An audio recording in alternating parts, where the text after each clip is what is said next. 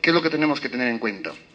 Cuando a un paciente nosotros lo sometemos a una prostatectomía radical, el tratamiento muchas de las veces no termina con la cirugía. Se dice que a un tercio de estos pacientes, el 35% aproximadamente, posteriormente a la cirugía se elevará su PSA. Si tenemos en cuenta que la vida media del PSA es entre 2.6 y 3 días, lo correcto y lo prudente es de que nosotros debemos evaluar al paciente por lo menos después de un mes de haber sido sometido a la cirugía para verificar si es que este paciente nos está haciendo una recurrencia o no. Solicitar antes no tendría ningún valor en ese tipo de pacientes. ¿Qué es lo que tiene que suceder? Como el paciente ha sido sometido a la prostatectomía radical, es obvio que lo que nosotros tenemos que encontrar son valores indetectables de PSA, es decir, por debajo de 0.1. Cuando nosotros tenemos esto, entonces nosotros podemos decir que probablemente se ha extirpado todo el tumor, todo el cáncer, pero no nos da la seguridad de que en un futuro puedan haber quedado células cancerígenas que produzcan PSA y puedan elevar este PSA en el futuro. En cuanto a los estudios, se menciona, ¿no?, de que hay varios valores o varios puntos de corte. Algunos consideraban 0.2, otros 0.3, 0.4, 0.6. Quizás uno de los estudios con mayor rigor científico es el hecho por Freeland, que él siguió a los pacientes que presentaron un PSA mayor de 0.2 nanogramos y encontró que a los 3 años casi todos estos pacientes progresaban clínicamente. Entonces, ¿qué es lo que nosotros tenemos que tener en cuenta primero? ¿Cuándo definir que hay falla bioquímica después de una prostatectomía radical? Según las guías europeas y según la AUA, se considera que hay falla bioquímica cuando el PSA ha aumentado por sobre 0.2 nanogramos por mililitro en 2 resultados con aumento de este valor. En cuanto a la consideración de 0.2, si bien es cierto es un valor que está estipulado en las guías europeas tanto como en las americanas, hay algunos estudios que mencionan de que cuando uno tiene un valor de entre 0.2 y 0.3 o entre 0.2 y 0.4, muchos de estos pacientes permanecen estabilizados en el tiempo. ¿Qué quiere decir? Que muchos de ellos no progresan.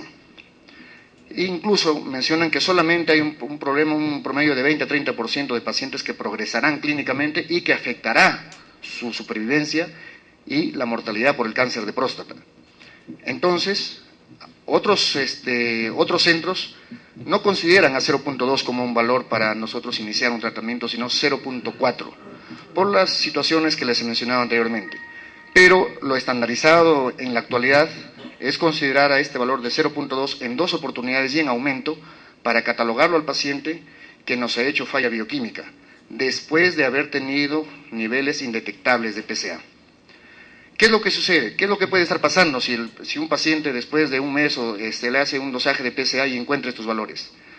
Puede que tenga una recurrencia local, puede que tenga una recurrencia a distancia, o también puede que el paciente haya quedado tejido prostático benigno. El gran problema para el urólogo es diferenciar frente a cuál de estas 3 cosas estamos cuando un paciente ha sido sometido a una cirugía radical. Para ello, quiero mencionar lo siguiente, ¿no? Quizás el estudio más conocido, más categórico, realizado en el Johns Hopkins, desde el año 82 al 97, se evaluaron un promedio de 1.997 pacientes. De estos 1.997, tanto Paul, Patrick Walsh, todo, encontraron que había por lo menos un 15% de falla bioquímica, un promedio de 300 a 315 pacientes. ¿Qué es lo que hicieron? A este tipo de pacientes que hicieron falla bioquímica, ellos lo siguieron en el tiempo, sin administrarle ningún tratamiento adicional, ni radioterapia, ni hormonoterapia, solamente fueron observados estos pacientes. ¿Y qué es lo que encontraron? Se encontró que el tiempo que transcurre desde que hay falla bioquímica, desde que el paciente recae, hasta la aparición de metástasis clínicas, en promedio era 8 años, es decir, un tiempo bastante largo. Y desde la aparición de las metástasis hasta la muerte por cáncer de próstata, un promedio de 5 años. Entonces, si nosotros sumamos, tenemos un promedio de 13 años, y lo cual nos da a nosotros la tranquilidad de que cuando nosotros tenemos falla bioquímica no debemos desesperarnos ni apurarnos. sino se debe manejar el paciente en forma individual y con todos los cuidados necesarios. Volviendo a lo anterior, ¿no? Si ya estamos frente a un paciente que definitivamente lo hemos catalogado como falla bioquímica, entonces tenemos que nosotros hacer estudios para diferenciar si es que estamos frente a una recurrencia local o a una recurrencia a distancia. Se dice que el tejido prostático benigno, cuando queda, definitivamente se permanece estable, el PSA no progresa y generalmente nunca pasa de valores de 0.4. Por eso nosotros, cuando el paciente ya tiene mayor de este punto de corte, tenemos que nosotros pensar que estamos definitivamente frente a una recurrencia del PSA y tenemos que diferenciar qué es el punto fundamental acá. Si estamos frente a algo local o estamos frente a algo diseminado o avanzado. Acá hay una lista de exámenes, el examen dígito rectal, la ecografía transrectal, la biopsia, la inmunocintigrafía, el PET y la gammagrafía ósea. El examen dígito rectal, ¿que se debe hacer a los pacientes? Sí, se debe hacer. Ahora, ¿cuán importante es o cuánta sensibilidad tiene el tacto rectal para nosotros diagnosticar una falla local? Porque la intención del tacto rectal es diagnosticar una falla, una recurrencia local. Se dice de que el 71% de pacientes con tacto positivo, la biopsia será positiva. El 28% con tacto negativo, la biopsia también será positiva, a pesar que el tacto es negativo.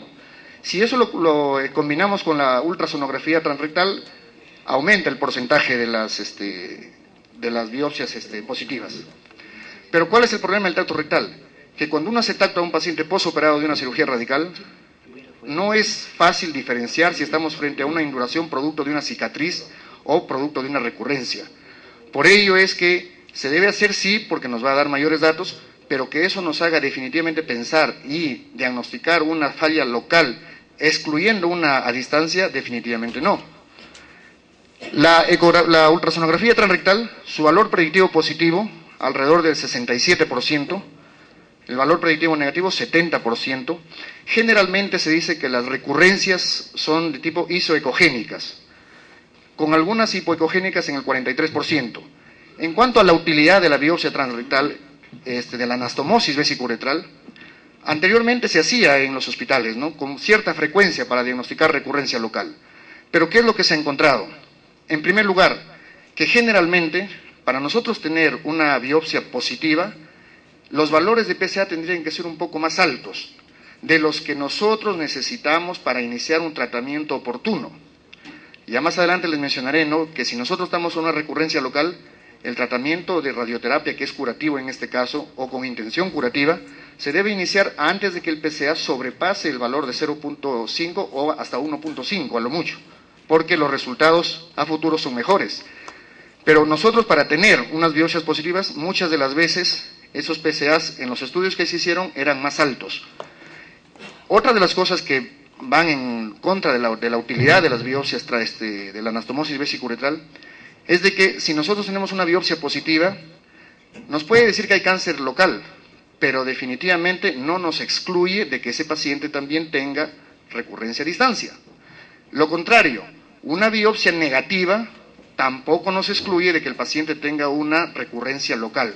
Es decir, por uno u otro lado, es poca la utilidad que tiene biopsiar la anastomosis vesicuretral. Este cuadro no hace más que compararnos la sensibilidad y el porcentaje de valores de biopsias positivas, alrededor del 67% cuando la ecografía fue positiva y 34% cuando fue negativa. La gammagrafía ósea es otro de los exámenes que en algunos lugares lo solicitan al paciente cuando hace falla bioquímica. Se dice, nosotros todos sabemos que cuando nosotros vamos a estadiar un paciente con cáncer de próstata que lo vamos a operar, es muy poco probable que encuentre metástasis ósea si es que el PSA no ha aumentado por sobre 20. En otros dicen sobre 10, pero generalmente sobre 20. Y para el paciente que ha sido ya operado por una cirugía radical, se dice de que nosotros no vamos a encontrar metástasis, sino hasta cuando tengamos un PSA por lo menos entre 20 y 40 nanogramos por mililitro.